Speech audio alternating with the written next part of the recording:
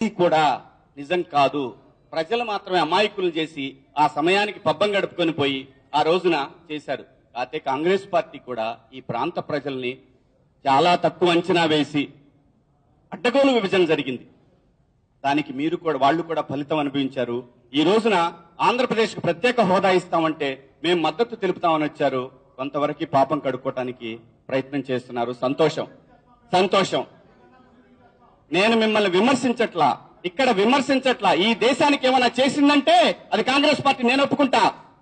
Banking వ్యవస్థను తీసుకొచ్చింది Congress party, ఆకాశంలో చంద్రయాన్ని తీసుకొచ్చింది కాంగ్రెస్ పార్టీ, ఈ దేశంలో విశ్వవిద్యాలయాలు నిరూపించింది కాంగ్రెస్ పార్టీ, ఈ దేశంలో త్యాగాలు చేసింది కమ్యూనిస్ట్ పార్టీ, ఈ దేశాల్లో త్యాగాల ప్రతిరూపం కమ్యూనిస్ట్ పార్టీలు.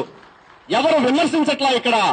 దయచేసి పార్టీల పరంగా వదిలేద్దాం. దయచేసి ఈ దేశంలో అన్ని రాజకీయ పార్టీలు ఎంతో కొంత తమ వంతు కృషి చేసినాయి. కానీ ఒక్క భారతీయ జనతా పార్టీ ఈ దేశంలో ఏ ప్రాంతానికి ఎవరికి ఏమీ చెయ్యలేదు. ఇది నిజం. ఏం పాపం చేశాం మనందరం? సో నేను చెప్పేది ఏంటంటే, నాకున్న ఆలోచన ఏంటంటే, నా వ్యక్తిగతమైన ఆలోచన ఏంటంటే, ఈ రోజున ఈ ఉద్యమంలోకి ఉపాధ్యాయ సంఘాలు రావాలి, ఉద్యోగ సంఘాలు రావాలి, జర్నలిస్టు సోదరులు రావాలి, కార్యాచరణ, ప్రత్యక్ష కార్యాచరణ కావాలి, రోడ్డు మీదకి వెళ్ళాలి, మన నిరసన తెలియజేయాలి, బందులు చేయాలి. అన్ని చేస్తే తప్పితే ఈ రోజున మనకి ఎటువంటి ఫలితం వచ్చే పరిస్థితి లేదు, రాదు. 4 సంవత్సరాల తర్వాత ఈ రోజున అయ్యో అమ్మో అని కొట్టుకుంటే రాష్ట్ర ప్రభుత్వానికి ఈ రోజున ఒక్కసారి సింపతి రాదు. రేపు జరగబోయే పార్లమెంటు సమావేశాలను స్తంభింపజేయండి. ఆ రోజు తెలంగాణ సోదరులు ఎలాగైతే స్తంభింపజేస్తారో అలా స్తంభింపజేస్తే తప్పితే ఈ రోజున మనకి హోదా విషయం కానీ, మనకి రావాల్సిన విభజన చట్టంలో ఉన్న హామీలు కానీ, మన ప్రాంతానికి జరగవలసిన న్యాయం కానీ ఏదీ జరగదు. ఎట్టి పరిస్థితుల్లో కూడా ప్రతి ఒక్కళ్ళు ఇందులో భాగస్వాములు కండి. విద్యార్థులు భాగస్వామ్యం చేయండి.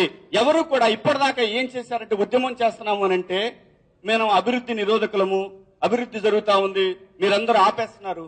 ఏది, ఎక్కడ, ఏ ఊరు, ఎలా జరిగింది అభివృద్ధి? రాజధాని నిర్మాణం జరిగిందా? ఏం ఆపాం మేము? బందులు చేస్తున్నాము. బందులు చేస్తుంటే మమ్మల్ని తీసుకెళ్లి, శ్రీనివాస్ గారిని నన్ను తీసుకెళ్లి హైదరాబాద్ లో తీసుకెళ్లి వదిలిపెట్టి సాయంత్రం దాకా మమ్మల్ని వదలకుండా బజారు తిప్పి మమ్మల్ని ఇక్కడి నుంచి తరివేశారు. అదేమంటే మా ఆధార్ కార్డుల గురించి మాట్లాడుతున్నారు. ఏమిటండి ఇది? ఈ రోజున అమ్మో అయ్యా అని మొత్తుకుంటారు మీరే. ఎలా? ప్రజలు ఏమని అర్థం చేసుకుంటారు మిమ్మల్ని అందరినీ? మనస్ఫూర్తిగా ఉద్యమం చేయలేదు ఎవరు కూడా, ఏ రాజకీయ పార్టీ కూడా. దయచేసి రండి, ప్రజల కోసం కొన్నాళ్లు పోరాడదాం.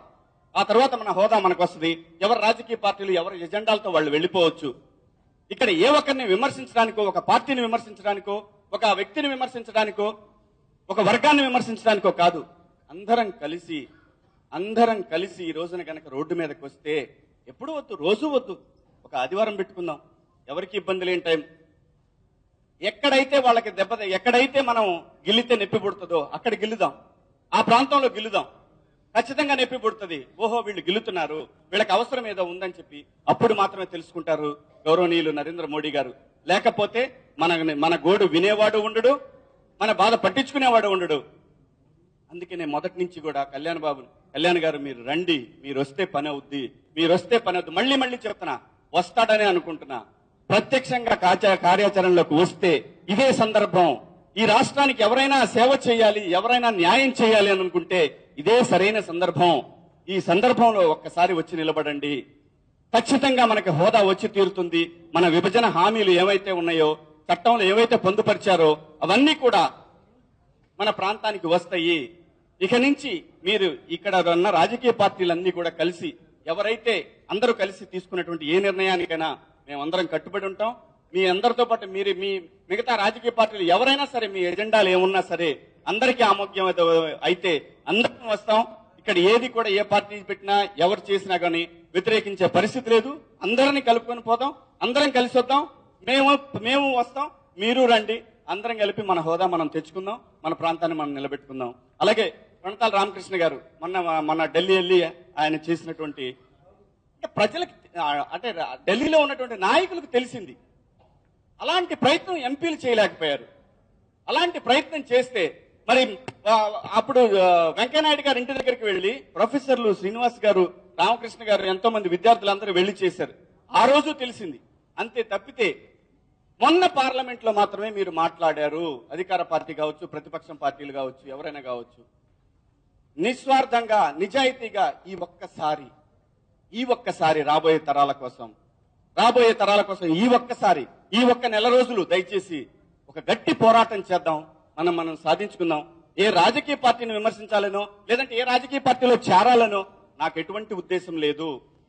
ఆ రోజు నుంచి ఈ రోజుకి ఇదే మాట చెప్తున్నా. నన్ను వ్యక్తిగతంగా హాయ్ ఫ్రెండ్స్, మా టుడే టుమారో యూట్యూబ్ ఛానల్ చూస్తున్నందుకు చాలా థ్యాంక్స్.